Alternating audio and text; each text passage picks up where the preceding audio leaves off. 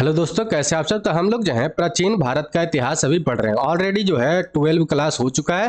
अगर वीडियो नहीं देखें तो क्या करिएगा कि प्लेलिस्ट बना हुआ है, वहां से जाकर क्या करिएगा सारा वीडियो देख लीजिएगा। साथ ही साथ इसका अगर पीडीएफ चाहिए तो क्या करिएगा कि डिस्क्रिप्शन में लिंक दिया होता है टेलीग्राम का, वहां से टेलीग्राम ज्वाइन करिएगा और वहां से आप सारा पीडीएफ इसका डाउनलोड कर लीजिएगा। ठीक है, तो चलिए आज का क्लास हम लोग शुरू करते हैं। वीडियो अच्छा लगेगा तो लाइक करिएगा, कमेंट करके, शेयर करके, सब्सक्राइब करके बेल आइकन को दबा दीजिएगा ताकि आपके पास नोटिफिकेशन टाइम टू टाइम पहुंचता रहे। हम लोग जो एंशिएंट इंडिया में अभी क्या पढ़ रहे हैं, तो सबसे पहले हम लोग पढ़ रहे हैं अभी मौर्य काल पढ़ रहे हैं, और बाकी भी क्लास हो चुका है, वो सब आप देखिएगा। ठीक है, तो मौर्य काल में हम लोग बिंदुसार तक पढ़ चुके हैं। आज हम लोग पढ़ेंगे अशोक के बारे में। ठीक है, अशोक बहुत ज्यादा इंपॉर्टेंट राजा रहे हैं और सबसे महान रहे हैं मौर्य राजाओं में, ये भी बात आपको ध्यान में रखना है। ठीक है, तो सबसे पहले आपसे क्वेश्चन पूछ सकता है कि अशोक का शासन काल कब से कब तक रहा था। तो आपको बताना है कि 273 ईसा पूर्व से लेकर 232 ईसा पूर्व तक इनका शासनकाल रहा। ठीक है, इनके पिता का नाम क्या था, तब बिंदुसार था। उन्हीं का मृत्यु के बाद क्या हुआ कि उनके पुत्र जो थे अशोक, वो शासक बने मौर्य राजा में। ठीक है, मौर्य शासक बने और मौर्य राजाओं में जितना भी राजा रहे हैं उनमें सबसे महान हुए हैं, ये भी आपको ध्यान में रखना है। ठीक है, अशोक के बारे में कभी कभी पूछते रहता है कि अशोक कब गद्दी पर बैठे थे, तो गद्दी पर एक कब बैठे थे 273 ईसा पूर्व में। लेकिन इनका राजाभिषेक के बारे में पूछते रहता है कि राजाभिषेक कब हुआ था, तो सब लड़कन क्या करते हैं कि मार देते हैं 273 ईसा पूर्व। लेकिन इनका 4 साल बाद क्या हुआ था, राजाभिषेक हुआ था।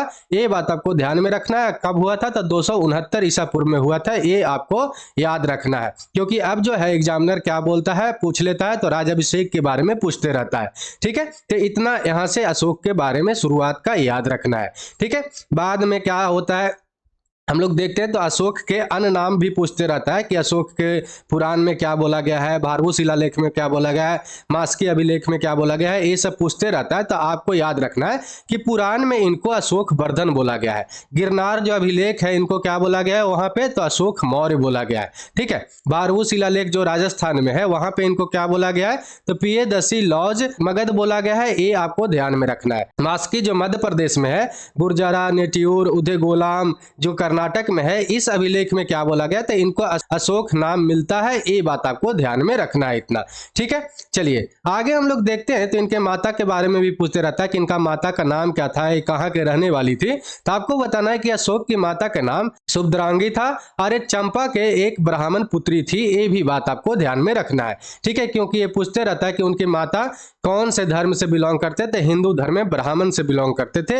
ये बात आपको याद रखना है। ठीक है, शासक बनने से पहले जो थे अशोक कहाँ के मतलब कि गवर्नर रह चुके थे, तो तक्षशिला और अवंती के गवर्नर रह चुके थे। साथ ही साथ शासक बनने से जस्ट पहले तो उज्जैन का क्या थे कि एक गवर्नर थे, और उज्जैन कहाँ पे है, तो मध्य प्रदेश में है। ये बात आपको ध्यान में रखना है। तो उज्जैन के क्या थे कि गवर्नर थे शासक बनने से पहले। लेकिन उससे पहले भी कहाँ के गवर्नर रह चुके थे, तो तक्षशिला का और अवंती का। ये बात आपको ध्यान में रखना है। ठीक है, इनके एक्चुअल में अभी तक पता चलता है कि 4 पत्नियां थी। कितने पत्नियां थी, तो 4 पत्नियां थी। ठीक है, तो हम लोग देखते हैं बारी बारी से। तो यहां पर आपको याद रखना है कि असंगमित्रा और कारुबाकी जो थी अशोक की पत्नियां थी। और अशोक के अभिलेखों में क्या माना जाता है कि ये लिखा हुआ है, साक्ष्य मिलता है कि कारुबाकी से उनके पुत्र उत्पन्न हुए थे। कौन, तो आपको याद रखना उनका नाम क्या था, तो तीवर। ये बात आपको ध्यान में रखना है, क्योंकि कभी कभी पूछ देता है कि तीवर कौन सी पत्नी से उनका पुत्र उत्पन्न हुए थे, तो आपको बताना है कारुबाकी से। ठीक है, बौद्ध ग्रंथ का एक दिव्या बदान पुस्तक है, उसमें क्या है, उसके अनुसार से अशोक का एक अन्य पत्नी थी। कौन सा, तो पद्मावती। ये बात आपको ध्यान में रखना है। मतलब कि अभी तक 3 पत्नी हो चुके हैं और एक चौथा कौन थे, ये अभी हम लोग देखते हैं। ठीक है, नाग देवी अशोक के एक अन्य पत्नी थी। और इन्हीं से आप देखे होंगे कि हर समय जो महेंद्र, संघमित्रा आप नाम सुनते रहते होंगे, इन्हीं से क्या हुए थे कि जन्म लिए थे ये दोनों। ये बात आपको ध्यान में रखना है। तो नागवती किनके माँ हुए, तो महेंद्र और संघमित्रा का। ये बात आपको ध्यान में रखना है। ठीक है, और ये दोनों के क्या किए थे कि अशोक जो थे कहाँ भेजे थे, तो श्रीलंका भेजे थे। किस लिए, तो अपना धर्म का प्रचार करने के लिए, बौद्ध धर्म को प्रचार करने के लिए। ये भी बात आपको याद में रखना है, महेंद्र और संघमित्रा दोनों को भेजे थे। ठीक, अशोक भेजे थे, हम लोग जानते हैं।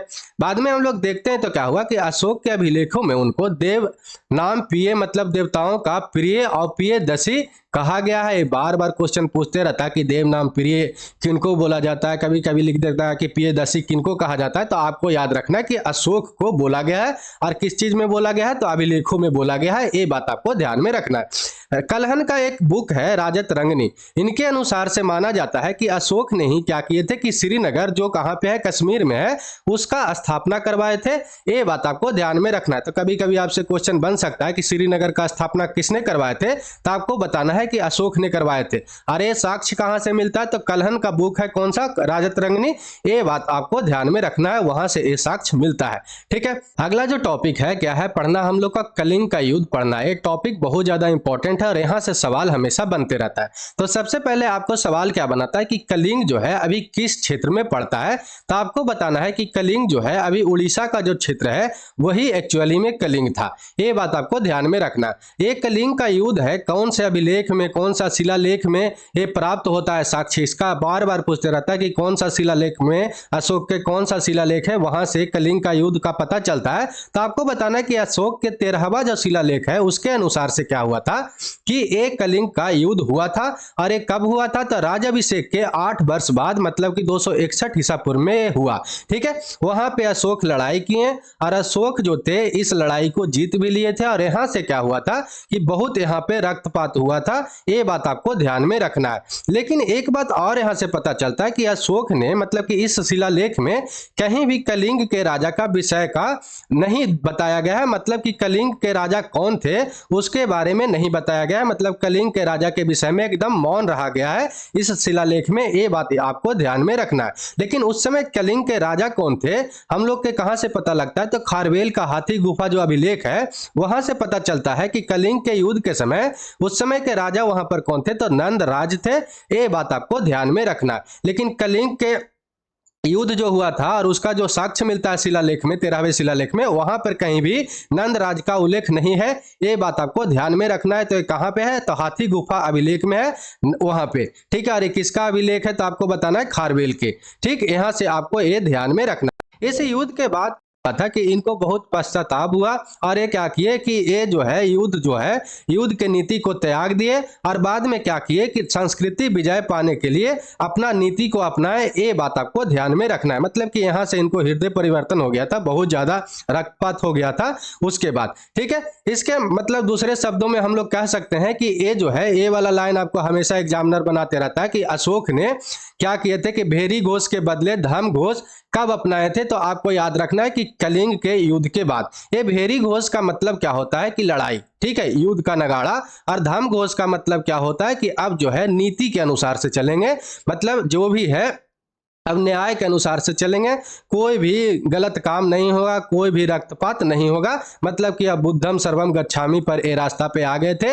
ये बात आपको ध्यान में रखना है। ठीक है, यहां से ठीक। और ये वाला कभी कभी पूछ लेता है कि अशोक ने भेरी घोष के बदले धर्म घोष, कौन से शिलालेख में क्या है कि कहां पर ये साक्ष्य मिलता है, तो आपको याद रखना है कि ये चौथा जो शिलालेख है वहां पे साक्ष्य मिलता है भेरी घोष के बदले धर्म घोष वाला। ठीक है, ये भी बात आपको ध्यान में रखना है। ठीक, अगला हम लोग देखते हैं तो क्या है कि युद्ध के पश्चात क्या हुआ था कि अशोक ने निग्रोध, मतलब अशोक के जो चचेरे भाई सुमन थे, प्रवचन सुने और प्रवचन सुन के क्या हुए थे कि बौद्ध धर्म की ओर आकर्षित हो गए थे। कौन, आपको ध्यान में रखना। मतलब कि एक तरफ से कह सकते हैं कि अशोक किसके प्रवर्तक बन गए थे, तो बौद्ध धर्म का हम लोग जानते हैं। ठीक है, कभी कभी पूछते रहता है कि अशोक को कौन वो आदमी थे जो बौद्ध दर्शन के लिए दीक्षित किए थे, मतलब बौद्ध दर्शन का शिक्षा दिए थे, तो आपको बताना है कि उपगुप्त नामक एक आदमी थे, वही क्या किए थे कि बौद्ध दर्शन को अशोक को शिक्षा दिए थे।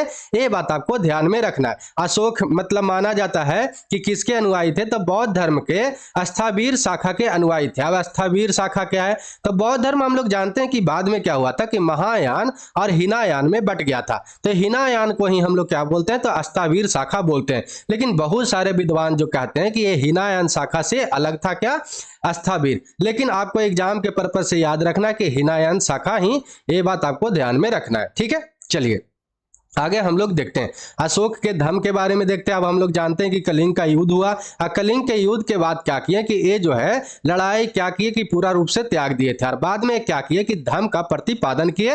ये बात आपको ध्यान में रखना है। ये धर्म का प्रतिपादन का मतलब ये मत समझिएगा कि कोई धार्मिक शिक्षा है। ये धार्मिक शिक्षा ना होकर क्या था कि सामाजिक और नैतिक नियमों का दस्तावेज था। ठीक है, अशोक ने क्या किए थे कि श्रीलंका और मध्य एशिया में बौद्ध धर्म के प्रचार प्रसार किए और श्रीलंका में बौद्ध धर्म के प्रचार प्रसार के लिए अपने पुत्र महेंद्र और पुत्री संघमित्रा को भेजे थे। ये भी आपको ध्यान में रखना है क्योंकि बार बार ये क्वेश्चन पूछते रहता है कि किसको श्रीलंका में प्रचार प्रसार के लिए बौद्ध धर्म का भेजे थे, तो आपको बताना है अपने पुत्र महेंद्र और संघमित्रा को। ये बात आपको ध्यान में रखना है।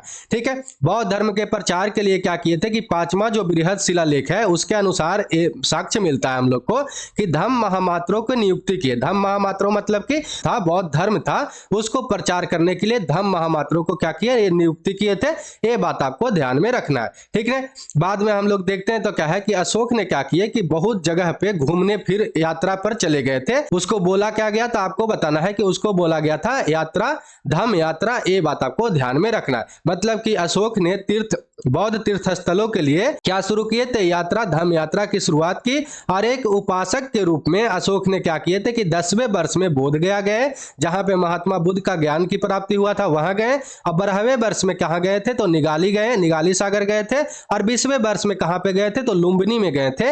ये बात आपको ध्यान में रखना है। लुम्बिनी कहां पे है तो हम लोग जानते हैं नेपाल में है। ठीक है, ये बात आपको ध्यान में रखना है। अशोक ने आजीविकों के रहने के लिए क्या किए थे कि बराबर के पहाड़ी में, ये कहां पे है तो आपको याद रखना कि गया जिला में, गया के 20 किलोमीटर क्या है कि उत्तर में ये है बराबर की पहाड़ी।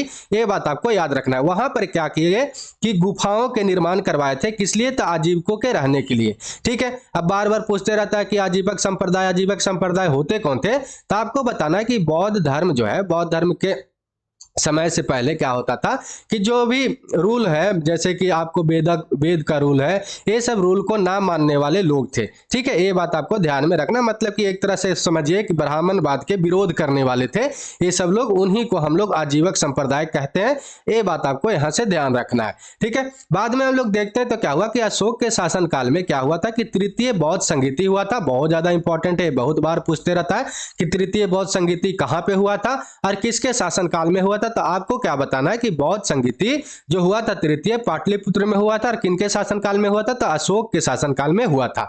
ठीक है, ये बात आपको ध्यान में रखना है। ये क्या करिएगा कि एक बौद्ध धर्म नाम से क्या है कि पूरा क्लास लिया हुआ है, वो आप जाकर पूरा देख लीजिएगा। ठीक है, तो वहां से आपको क्या होगा कि सारा टॉपिक जो बौद्ध धर्म का जितना भी क्वेश्चन होता है वहां से आपका सारा सोल्व हो जाएगा। ठीक है, चलिए आगे हम लोग देखते हैं तो क्या है कि यूरोपीय एक लेखक है, उसके अनुसार क्या किया है कि अशोक के जो तुलना है रोमन सम्राट है कॉन्स्टेंटाइन, उससे क्या करता है कि तुलना करता है। ये बात आपको ध्यान में रखना है। कौन किया है तो यूरोपीय एक लेखक है। ठीक है, ये बात आपको ध्यान में रखना है। बाद का जो हम लोग देखते हैं तो क्या हुआ कि बाद में कौन शासक बने मौर्य काल में, तो आपको याद रखना है कि दशरथ शासक बने थे। अरे दशरथ कौन थे तो अशोक सम्राट के कौन थे तो पौत्र थे। ये बात आपको ध्यान में रखना है। ठीक है, दशरथ के शासन काल में क्या हुआ, जो गया बिहार में है वहां पे नागार्जुन की पहाड़ी है, वहां पे आजीविकों के निवास के लिए 3 गुफाओं का निर्माण करवाए थे। कौन ने करवाए थे तो दशरथ करवाए थे। ये बात आपको ध्यान में रखना है। दशरथ ने ही क्या किए थे कि अशोक की भांति देवनाम प्रिय की उपाधि ग्रहण किए थे। ये भी बात आपको ध्यान में रखना है। ठीक है, चलिए आगे हम लोग देखते हैं बृहदर्थ क्या हुए कि मौर्य वंश का अंतिम शासक बने। तो आपसे अगर पूछ ले कि मौर्य वंश का अंतिम शासक कौन है तो आपको बताना है बृहदर्थ। ठीक है, प्रथम शासक कौन थे तो चंद्रगुप्त मौर्य थे। और चंद्रगुप्त मौर्य ही क्या किए थे कि मौर्य वंश के स्थापना करवाए थे।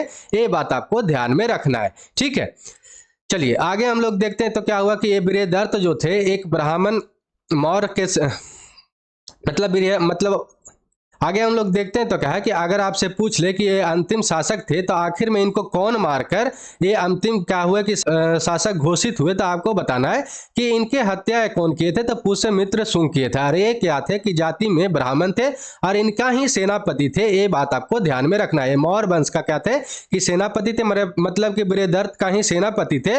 वही इनको क्या किए कि हत्या किए और हत्या करके शुंग वंश की स्थापना किए थे। ये बात आपको याद रखना है। ठीक है, आपसे पूछ ले कि कि शुंग वंश का स्थापना किसने किए थे, तो आपको बताना है पुष्यमित्र शुंग। जब हम लोग शुंग वंश भी पढ़ेंगे तो वहां पर डिटेल्स में देख लेंगे। ठीक है, तो आपसे अगर पूछे कि कौन अंतिम शासक था, तो आपको बताना है बृहद्रथ मौर्य वंश का। ठीक, तो चलिए आज के लिए इतना ही। आगे हम लोग क्या करेंगे कि प्रशासन देख लेंगे किसका, मौर्य काल का।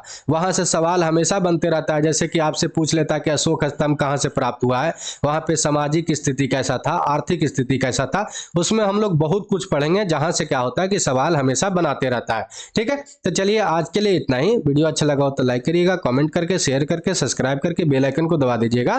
तो जय हिंद, जय भारत।